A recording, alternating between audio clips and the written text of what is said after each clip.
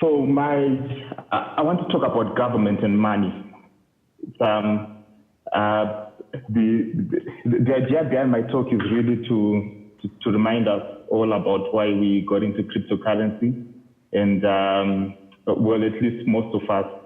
And I really want to share also why I strongly believe government should not be in charge of money from real experiences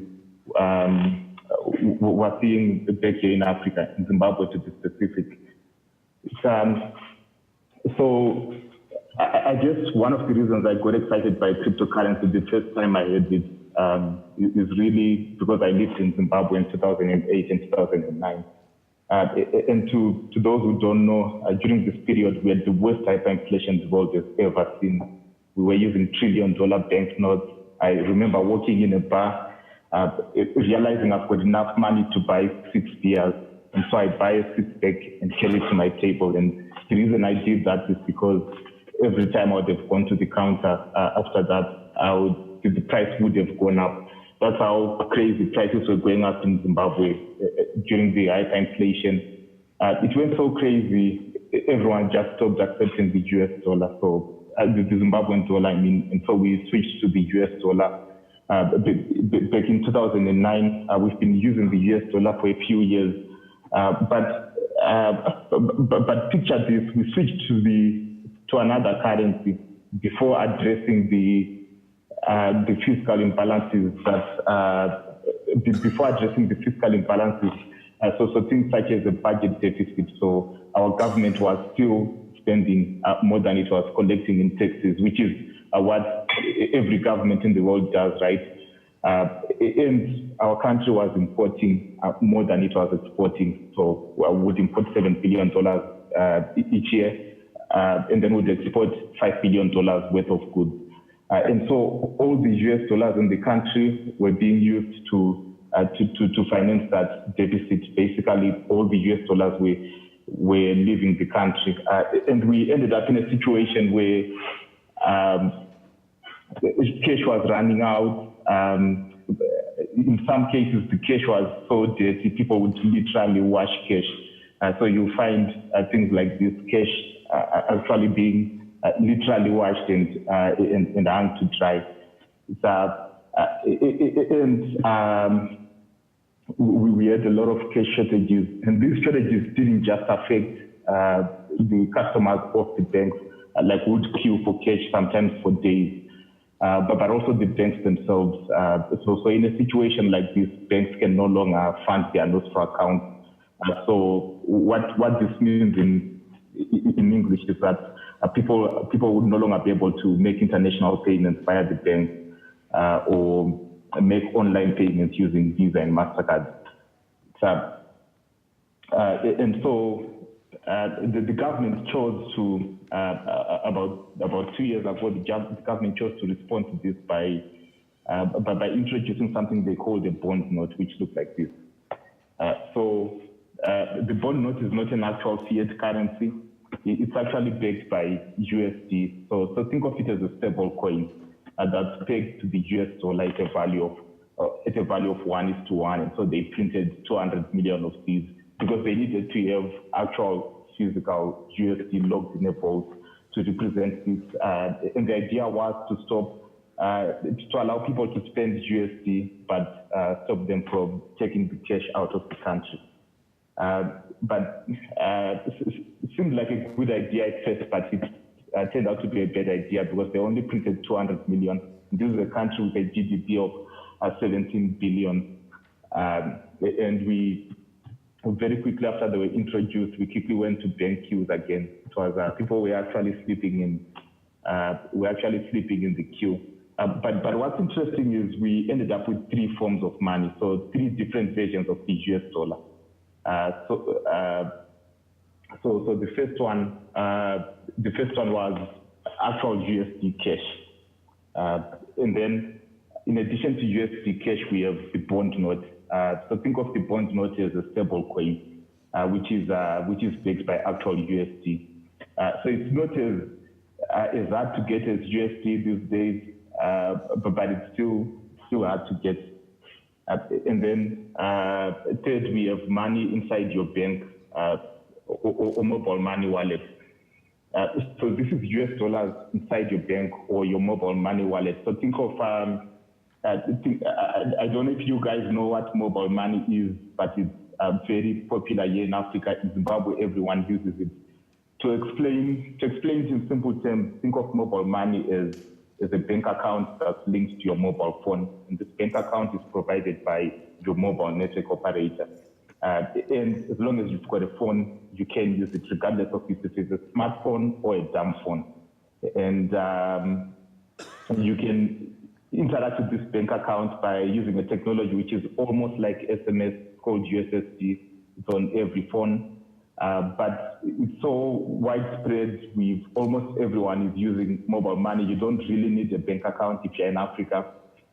In fact, I've been to some remote rural places in Africa that don't even have a telephone. You can't even get a network signal for your phone, but people still use mobile money. And how they do it is they will get on a bus to go to the nearest town to check a transaction if you're a merchant, or actually initiate a transaction if you want to buy something. But we ended up with three versions of the US dollar. So either it's physical cash or it's in your bank account, but all of these are different values because whilst at one extreme, actual physical cash was hard to get, at the other end, money in your bank account was kind of easier to get. And so if I had a $100 bill, I could exchange it for, and you still can, you can exchange it for $300.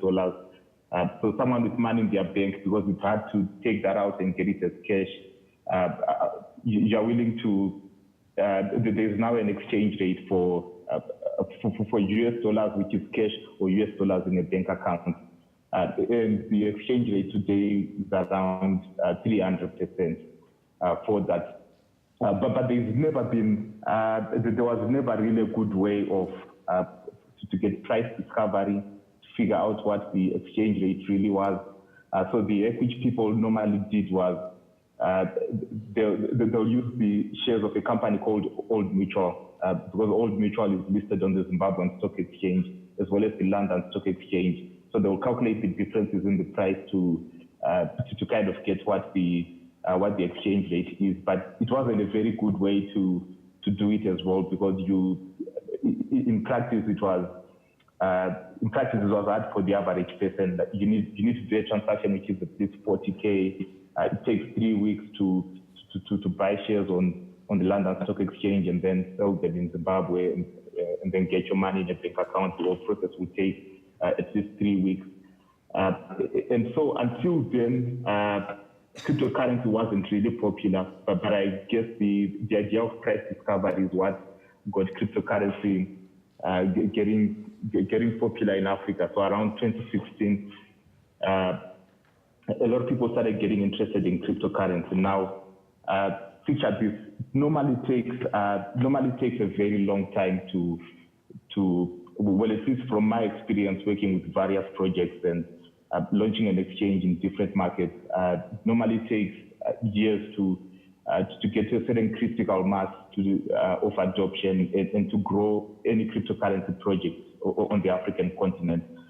You have to do a lot of education. You have to jump through too many hoops.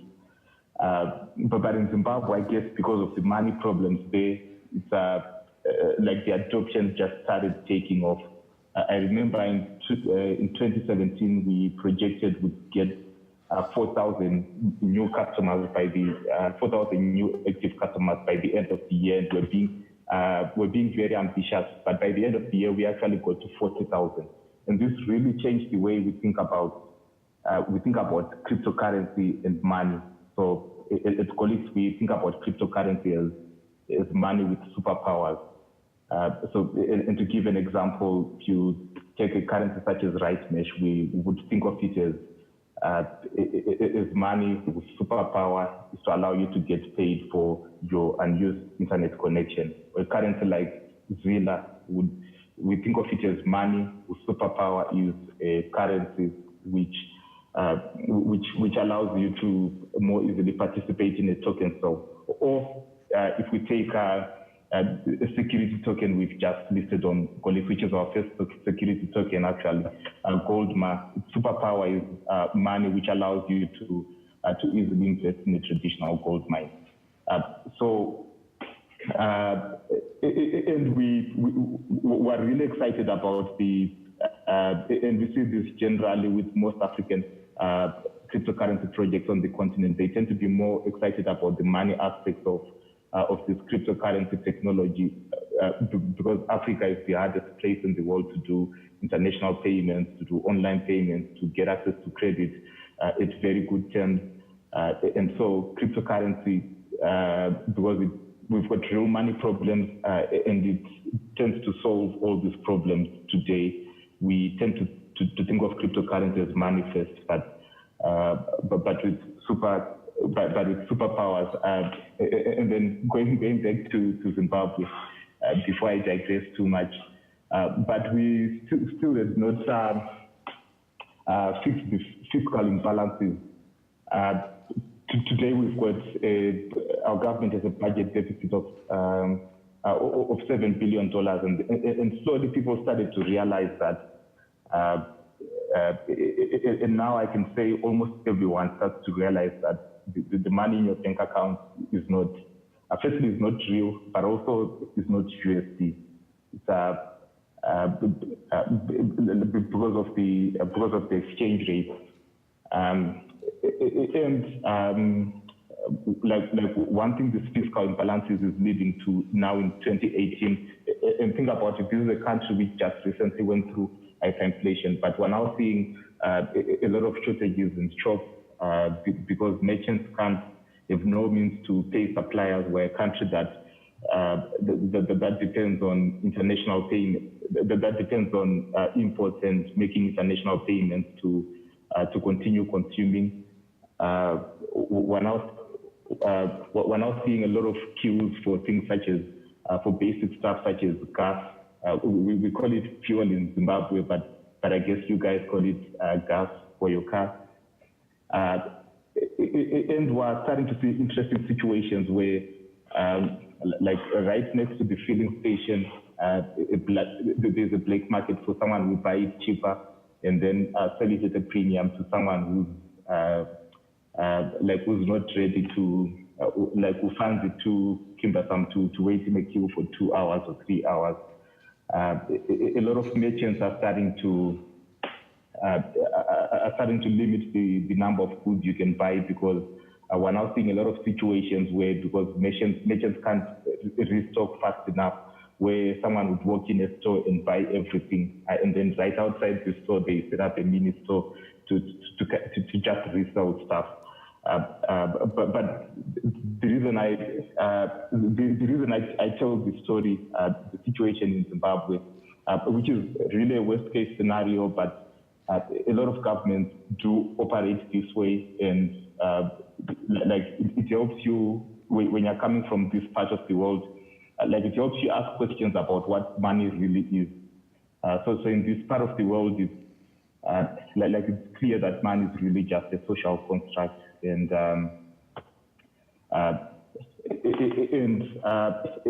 there's a real use case and Zimbabwe makes a real use case for cryptocurrencies.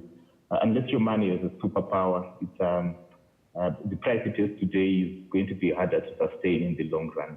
And as cryptocurrency gets more adoption, people are going to get their eyes opened and witness this. In closing, I want to leave a lot of time for Q&A. But in closing, whenever I look at this situation, I'm reminded of a proverb my grandfather told me when I was growing up. So he told me that when two elephants fight, it's the grass which suffers the most. And so, this reminds me every day to speak out and to build adoption, to build solutions, to be a cryptocurrency evangelist. Because when you look at it, if you're not one of the banks or you're not the government, you're going to be the biggest loser in the end when when the whole system crashes. In 2009, the biggest losers were the savers and the pensioners. So people had all their life savings and all their pensions. The value was wiped out in just a few weeks. And it's happening again in the same country in Zimbabwe today in 2018, when like everyone that would deposit US dollars in the bank account 5 years ago, like that value is wiped out. It's getting wiped out. And in closing, my grandfather would also tell me that the second part of this program is when the elephants make love as well, the grass suffers too. And like this reminds us this reminds me personally to always be like even in the good times, to always remember that government and money should be separated. And I think it's an ideal we're going to achieve eventually. So I guess right now I'll take questions if there are any.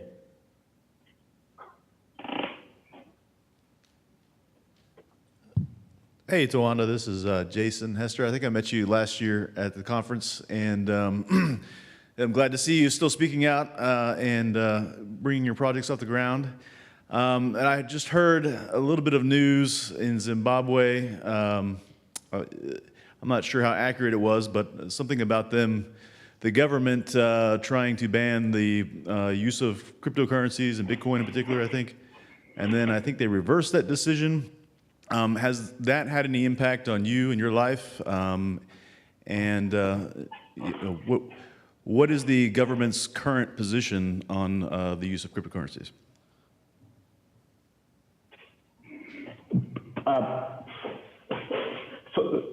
So I couldn't hear the question clearly, but I'm going to try to repeat it, and you can note if I got it correctly. So your question was, you heard that the government banned cryptocurrency in Zimbabwe. What is the position today? Was the ban reversed? Is that correct? Yes. What is the government's in Zimbabwe's current position on Bitcoin and cryptocurrency? And has speaking out about cryptocurrency caused any friction or difficulty in your life? So the government banned cryptocurrency in June this year. To be specific, I'll say the central bank. So they basically banned cryptocurrency exchanges and said you should shut down right now.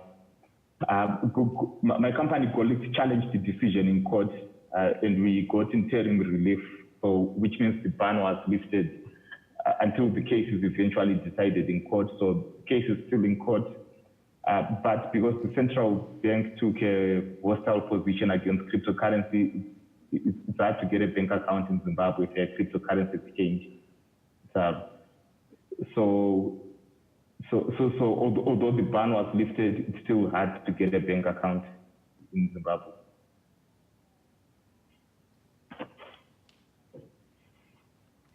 I have a question, which is for the average people using crypto in Zimbabwe, how are they using it? Is it on mobile phones, or is it just trying to keep things organized internationally, or is there some sort of interface and use on a more local level? So we did a study actually around that. So how people are using cryptocurrency. We have some that, but it's a very small percentage of the population that actually tries to store it, and so they'll try to get some wallet, keep it secure, or get a hardware wallet. But the vast majority use it as a utility. So as a utility to make online payments, to make cross-border payments. So people are buying it just in time to move money to a supplier in South Africa, or just in time to move to make an online payment in Japan or China, because you can't do that using the banking system anymore. So the vast majority of people just move it, will just buy it from an exchange, and then straight from the exchange use it to pay some merchant or some supplier. the vast majority are using it to make payments, so buying it just in time to make that payment.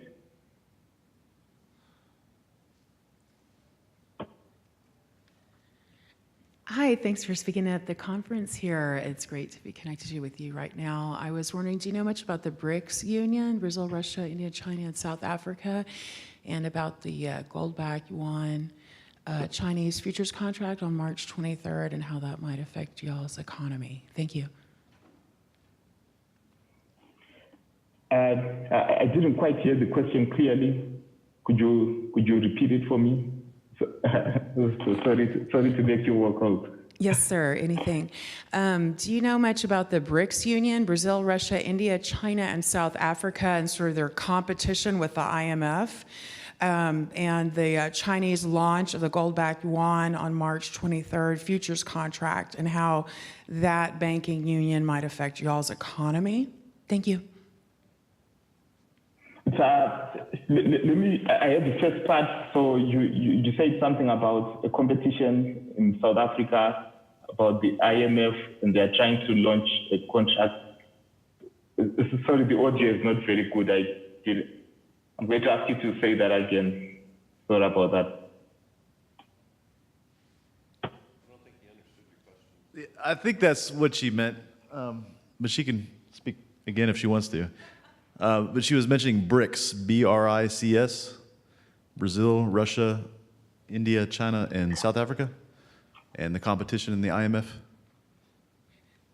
Oh, yeah, so China has been working with Russia and some other countries on a banking type of union that's in high competition with IMF. Are you familiar with that? Can I connect with you via email about that? Yes, that would be awesome. Yeah, because I would like to know a little bit more about what the social understanding is in Africa about what China is doing to the economy, the international economy. Thanks.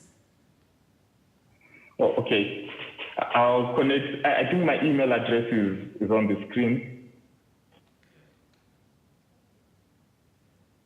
Yeah, perfect. Thanks.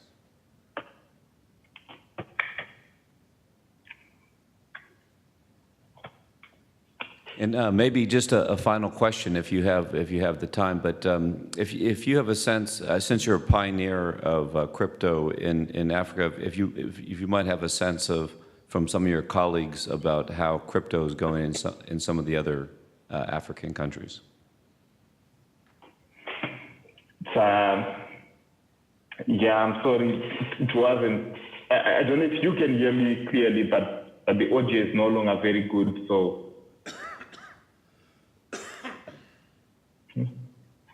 I don't know if someone could type out the question for me.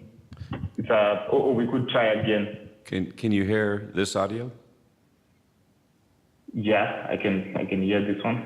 So the question is, if you have any experience or knowledge of crypto in some of the other African countries.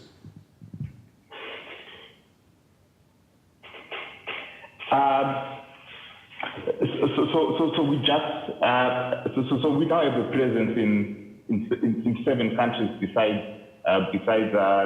Zimbabwe. And one thing we're learning is that Africa is not a country. We're amazed by how different all these countries are, and how they have very different use cases for. Africa. So in places like South Africa, you get a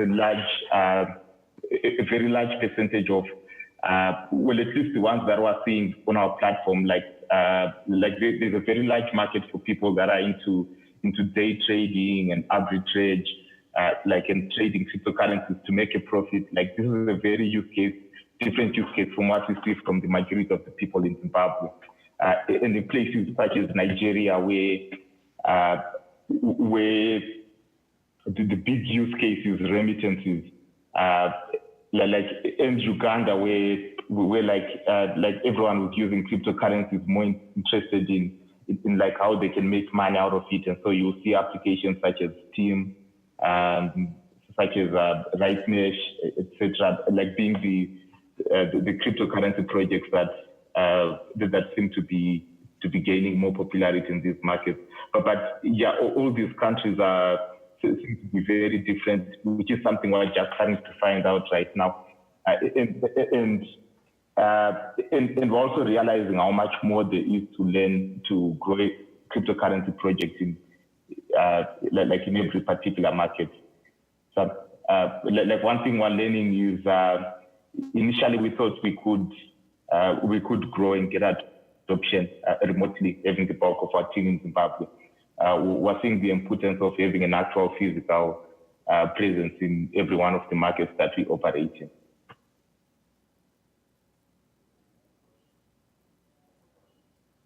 Thank you so much. Have a nice evening. I think all the questions have been asked, but thank you for spending time with us today. Thank you very much. Thank you.